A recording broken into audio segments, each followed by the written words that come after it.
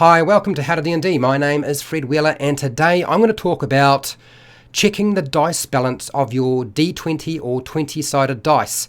Now, this is one of those things that has been really popular on YouTube and over the internet, and how do you do it and what are the things you need to know about how to do it properly, what can you do, what can't you do. So for today, I'm going to demonstrate, okay? Does your D20 roll randomly or is it unbalanced? How do you check whether your dice is unbalanced? So I'm going to get rid of the empty glass. I'm going to move in these glasses because I'm going to be using these very, very shortly. I'm going to use the, now there's two solutions going on here for those of you who are wondering what's going on. It's a good way of sort of demonstrating the difference between the two, so I thought I would actually incorporate this. So what you can do to check the unbalanced nature of your dice is, one of the things that is really important with dice is what sort of corners they have. So if they have very rounded corners, so for example, this sort of white dice here, the corners are very rounded. Okay, I don't know if you can necessarily see very clearly, but metal dice often have very pointy corners. So the more pointy the corner, the more likely your dice is going to roll better and be more balanced in terms of how it rolls. That's why the game science dice were so popular. So when you're selecting your dice, go for something that's got very pointy corners. Next is density of the material inside the dice. It's if the dice itself, the density, how is it composed? Are there sort of areas inside the dice, which of course we can't see unless you have like a transparent dice. I believe I've got one over here, where you can actually see what's going on inside.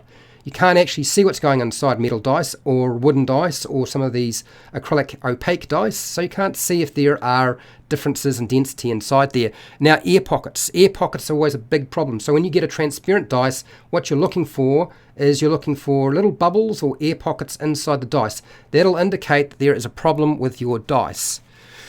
Okay, now you can't check the rounding on corners. Other than just looking at the dice, you can't really check if your dice have got rounded corners or some of the corners are more rounded than others. Really, it's just visual inspection, but it's not a very sort of scientific or very accurate way of checking things. Like I said, just go for ones that feel very sharp on the corners.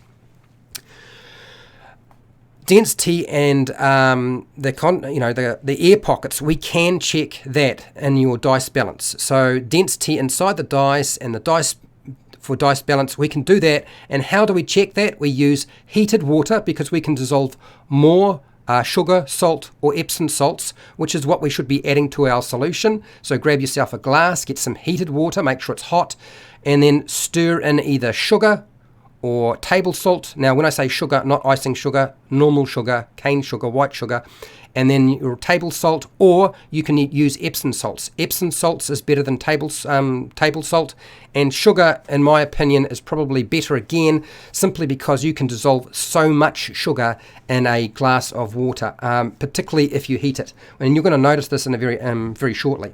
So I'm giving these a stir, and then I'm going to move the spoons out of the way, and we're going to sort of do a test. Now, this is the sugar water, and this is normal table salt. I don't have Epsom salts with me, so I can't check that. One of the things you're trying to do is you're wanting the dice to float. So what you do is you grab yourself one of your dice, and you toss it in there, like so, and it needs to float. Otherwise, we can't check it. Now, I've selected one of the dice from the Dungeons & Dragons starter set for Stranger Things, okay? Once it's floating, we're all good. Now, You'll notice that with the salt water, I drop it in, you notice how the salt water, sometimes the dice doesn't float up. And I've had this asked of me many, many times, and it is because it is much harder to get your dice to float in salt water compared to sugar water, which is why I recommend using sugar water or Epsom salts, just because the density of the sugar solution or the density of the solution itself is much greater.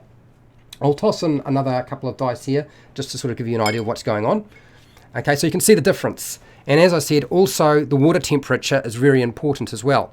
So what you're trying to do is you want to tip the dice. So you want to push down and to the side about 3 to 6 times. And if the dice number keeps coming up the same number, you know it is unbalanced.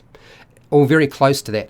If you find the number is changing, you know your dice is relatively balanced. Okay, so we'll do this with this dice over here. So this is right now sitting sort of like on a 1 or 19. So I'll push down and to the side, and it comes up a 13. So I'll move it over to the middle. So that's a 3. That's an 8. Yep, roughly. It's just wanting to move a little bit. And that's a 10, very close to the 8. It wants to go back to the 8. So we'll do another one. And that's a 13, maybe a 1. Okay. And that's a 12. So it's changing.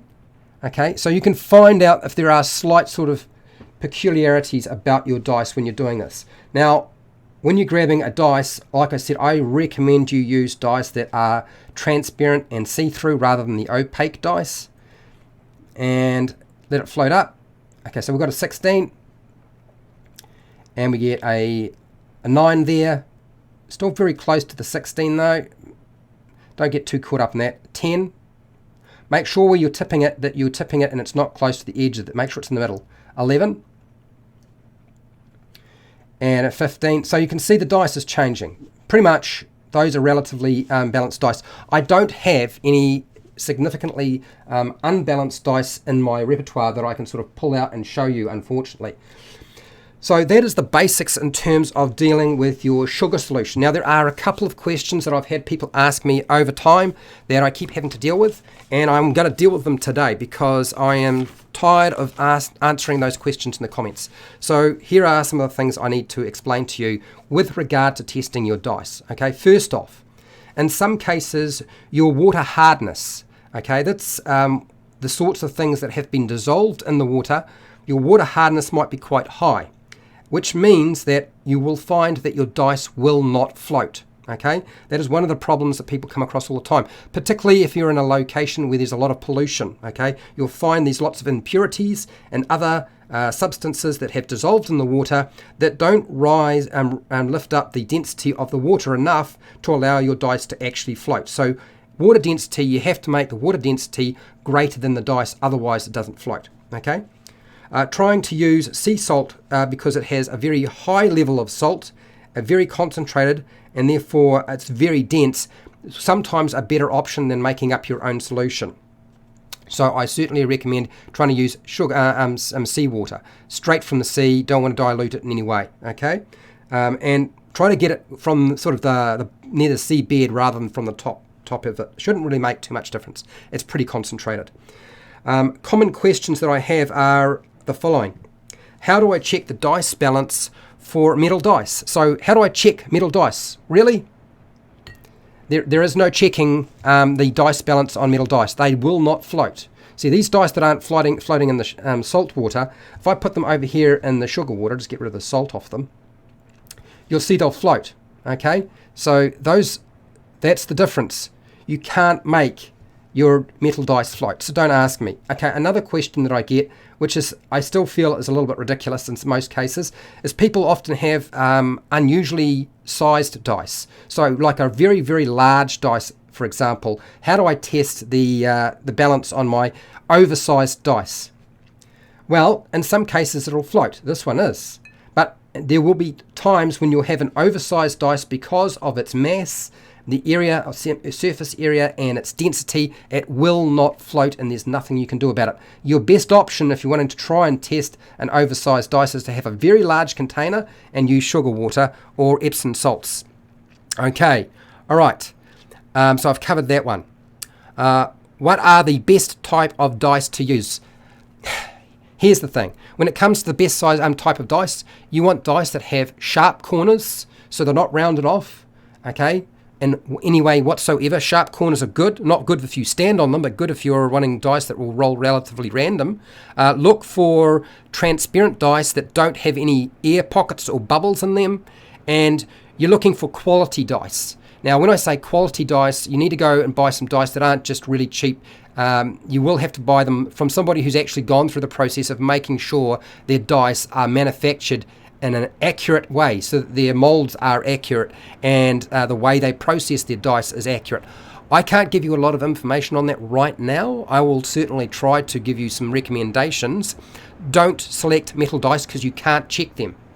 This is one of the things that I will say right now. Metal dice, although they're all the fad now, metal dice, how are you supposed to check it? There is no way you can check metal dice, so don't use them. Opaque dice, not a very good option, okay? The ones where you can't actually see inside the dice.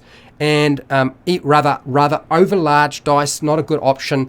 And very small dice, that's another one. Some people have very small dice, D20s, where the density of the dice is very high, but unfortunately, for whatever reason, the surface area is not great enough to allow it to actually be buoyant and lift up.